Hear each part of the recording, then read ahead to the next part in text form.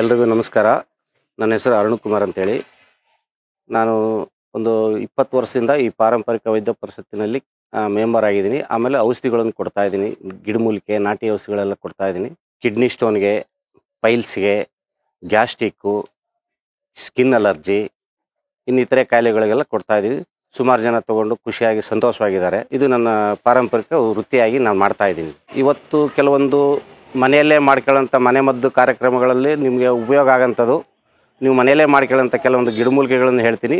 ಅದನ್ನು ನೀವು ಸರಿಯಾಗಿ ತಿಳ್ಕೊಂಡು ಬರ್ಕೊಂಡು ನೀವು ಅದನ್ನು ಉಪಯೋಗ ಮಾಡ್ಕೊಳ್ಳಿ. ನೀವು ಮನೆಯಲ್ಲೇ ಕೆಲವೊಂದು ಗಿಡಮೂಲಿಕೆ ತೊಗೊಂಡು ನಿಮ್ಗೆ ಕೈ ಸಿಗೋಂಥ ಗಿಡಮೂಲಿಕೆ ನಾನು ಹೇಳ್ತೀನಿ. ಅದನ್ನು ನೀವು ಮನೆಯಲ್ಲೇ ಮಾಡ್ಕೊಂಡು ನಿಮ್ಮ ಕಾಯಿಲೆಗಳನ್ನು ವಾಸಿ ಮಾಡ್ಕೋಬೋದು. ನೀವು ಇದು ಹೊಂಗೆ ಮರ ಅಂತ ಹೇಳ್ತೀವಿ. ಬೇರೆ ಬೇರೆ ಭಾಷೆ ಬತ್ತಿ ಗಿಡ ಅಂತ ಹೇಳ್ತಾರೆ, ಇನ್ನು ಬೇರೆ ಬೇರೆ ಭಾಷೆನಲ್ಲಿ ಹೇಳ್ತಾರೆ. ಇದು ಆ್ಯಕ್ಚುಲಿ ನಮ್ಮ ಬೆಂಗಳೂರು ಸೈಡಲ್ಲಿ ಹೊಂಗೆ ಮರ ಅಂತ ಹೇಳ್ತೀವಿ. ಇದರ ಬೀಜದಲ್ಲಿ ತೆಗೆದ್ರೆ ಎಣ್ಣೆ ನೋವಿಗೆ ತುಂಬ ಒಳ್ಳೆಯದು, ಚರ್ಮ ರೋಗಕ್ಕೂ ತುಂಬ ಒಳ್ಳೆಯದು.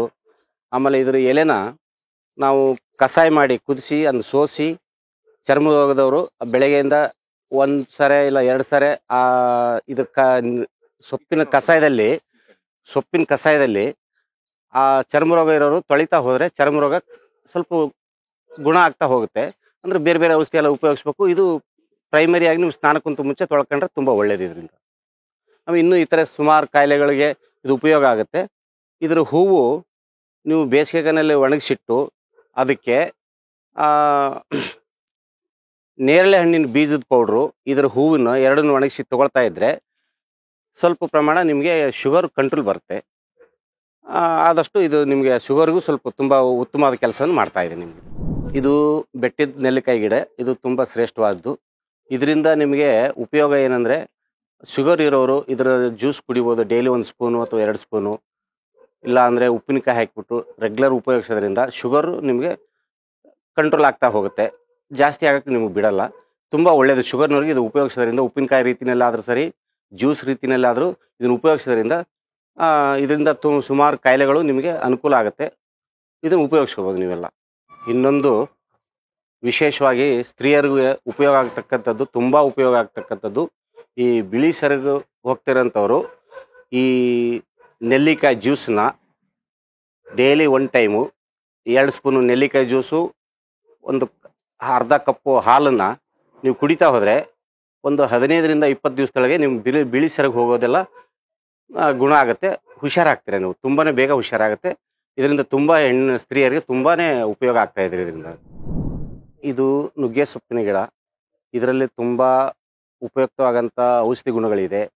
ಇದರಲ್ಲಿ ಮುಖ್ಯವಾಗಿ ಪೈಲ್ಸ್ನವರು, ಮೊಳಕೆ ಇರೋಂಥವ್ರು ಇದ್ರ ಸೊಪ್ಪನ್ನು ಅರೆದು ಅದ್ರ ಜೊತೆಗೆ ಸ್ವಲ್ಪ ಎಕ್ಕದ ಎಲೆನೂ ಸೇರಿಸಿ ಅರೆದ್ಬಿಟ್ಟು ಆ ಮೊಳಕೆಗೆ ಹಚ್ತಾ ಹೋದರೆ ಮೊಳಕೆ ನಿಮಗೆ ಸ್ವಲ್ಪ ದಿನದಲ್ಲೇ ಕರಗಿ ಹೋಗುತ್ತೆ.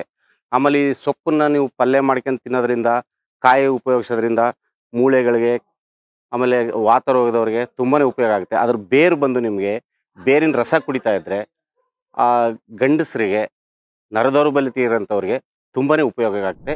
ಇದು ನೋಡಿ, ಆಡಸೋಗೆ ಗಿಡ ಅಂತ ಹೇಳ್ತಾರೆ. ಇದು ಸಾಮಾನ್ಯವಾಗಿ ಎಲ್ಲ ಕಡೆಗೂ ಸಿಗುತ್ತೆ. ಇದನ್ನು ಗುರ್ತಿಟ್ಕೊಳ್ಳಿ. ಇದು ಮಕ್ಕಳಿಗೆ ಡೈಲಿ 1 ಎಲೆ, ಬೆಳಗ್ಗೆ ಎದ್ದ ತಕ್ಷಣ 1 ಎಲೆನ ತಿಂತಾ ಹೋದರೆ ಕಫ, ಕೆಮ್ಮು, ಅಸ್ತಮದವ್ರಿಗೆ ತುಂಬ ಪ್ರಯೋಜನ ಆಗುತ್ತೆ.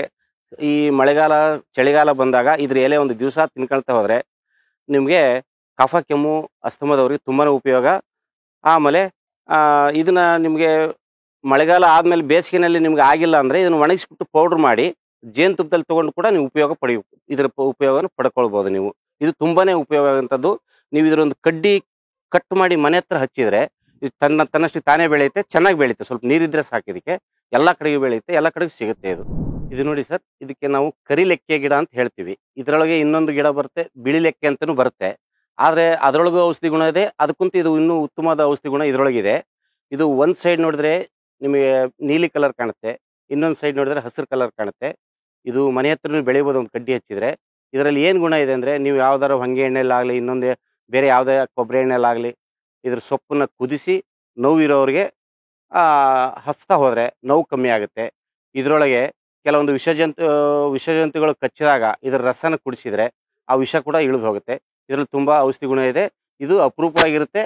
ಇದನ್ನು ಮನೆ ಹತ್ರ ಕಡ್ಡಿ ಹಚ್ಚಿದ್ರು ಕೂಡ ನೀವು ಬೆಳೆಯುತ್ತೆ. ಇದನ್ನು ಉಪಯೋಗ ಮಾಡ್ಕೋಬೋದು ನೀವು.